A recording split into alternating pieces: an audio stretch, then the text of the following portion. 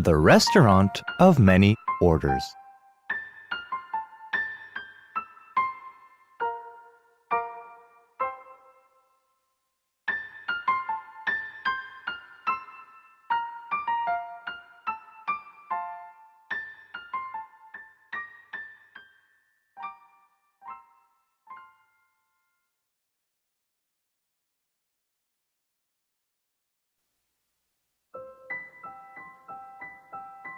Two young men with two dogs as big as polar bears were walking through a trackless mountain woods path.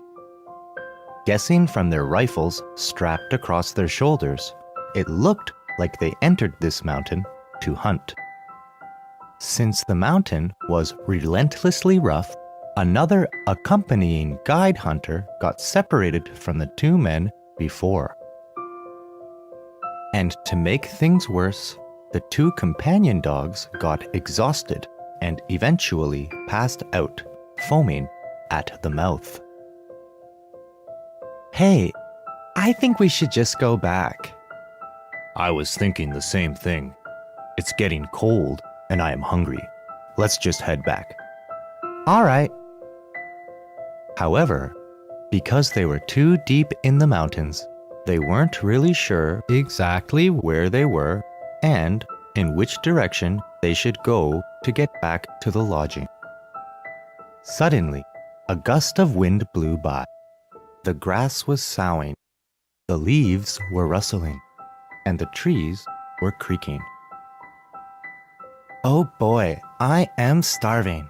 My sides have been aching for a while now. Yeah, me too. I really don't want to walk anymore. This has been so tough. The two men mumbled in the soughing silver grass.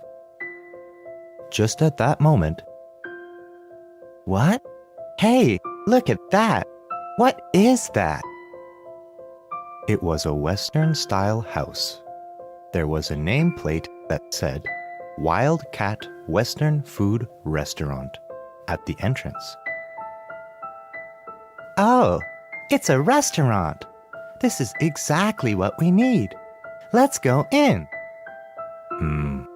A restaurant in a place like this. As they reached for the glass doorknob, they saw gold letters that said, We welcome anybody. There is no need to hesitate. Ha! This is amazing. They know exactly what we want. That's right. This has indeed been a tough day. But I couldn't see something this good in the end. They pushed the door and went inside.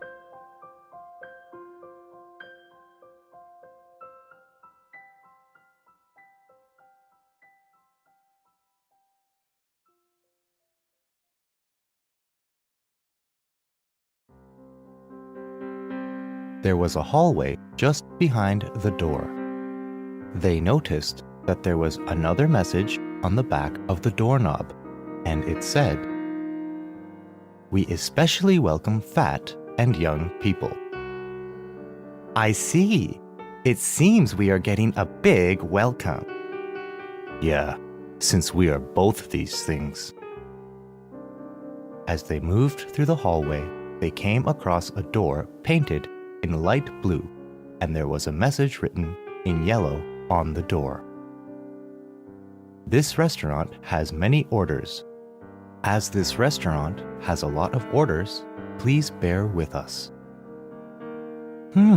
What does this mean? I guess this just means that they want us to go easy on them when it takes long to serve us food.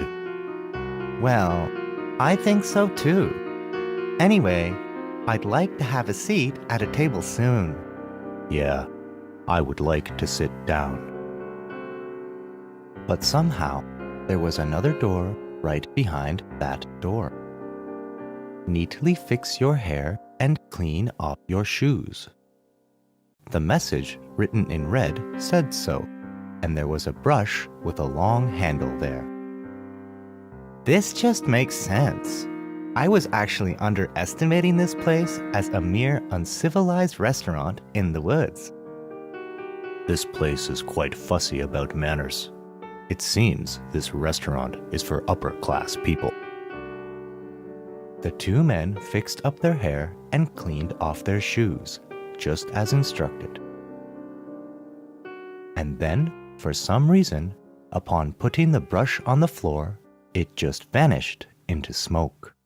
Furthermore, a sudden gust of wind blew into the room out of somewhere. The two men got surprised at what just happened and rushed to open the door to the next room. Please place your rifles and bullets here. As soon as they got in, they found a black stand. Oh, I see. There is no way that we can eat with our rifles on.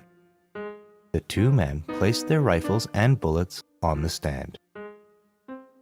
Please take off your hats, coats, and shoes here. Please place tie pins, glasses, wallets, as well as other metal belongings, especially all of your sharp items, here. Please use lots of cream from the pot to put on your face and hand.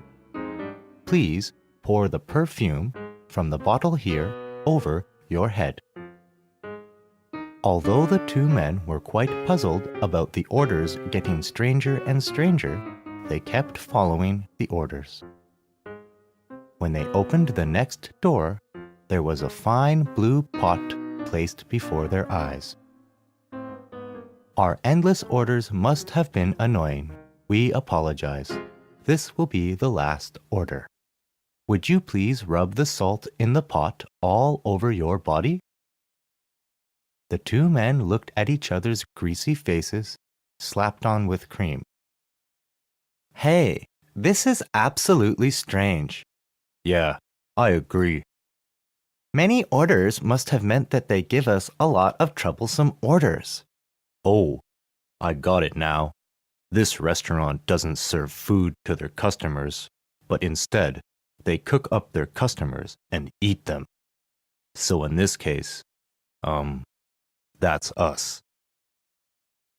Their legs started to tremble hard in fear. Shoot! Let's get out of here! Although they gave the door a shove, the door was as steady as a rock. There was another door at the back of the hallway and two big holes in a row, as well as a drawing of silver knife and fork. Moreover, there was a message written in red characters that said, "Thank you very much for all the hard work and effort. Please don't hesitate to come in." And from the inside of the big holes, huge, blue, shifty eyes were grimly looking at them. Aye! Please, somebody help! The two men started to cry, hugging each other in fear and trembling. And they heard a voice from beyond the door. Oh no, they figured out. It seems they are not going to rub on the salt. This is no good. If we let them get away, that would be our responsibility. Our master will get so mad at us. Come on in, come on in. If you keep crying like that, the cream on your face will be all washed off. Come on in, come on in. Our master is eagerly waiting for you two with the napkin around his neck and a knife in his hand, licking his lips. The two men were extremely frightened and screamed in each other's arms. Bow wow! Bow wow! Just at that moment, they heard a sudden barking sound behind them, and the two polar bear-like dogs broke through the door, rushing into the room. The two dogs ran around in the room for a while and suddenly broke through the next door, charging into the other room. Beyond the door was a complete darkness, and the men heard dog barking and cat-like shrieking all mixed together, and it seemed they were rampaging about in there very violently. While the two men were trembling in fear in each other's arms, suddenly they heard rustling noises from everywhere, and the room vanished just like a puff of smoke.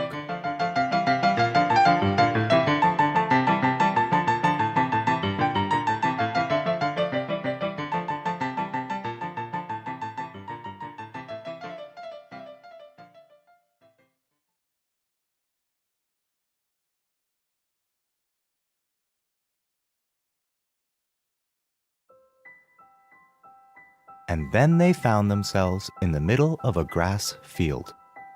When they looked around, their jackets, shoes, wallets, as well as other items were scattered here and there. Some were hanging on the tree branches up there, and some were lying on the grass over there. What on earth has happened? I don't know.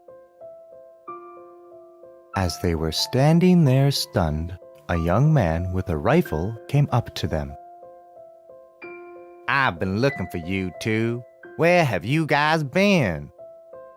The man was the guide who they got separated from during the day. Oh, thank God. Oh, so it's you. I'm so glad you came.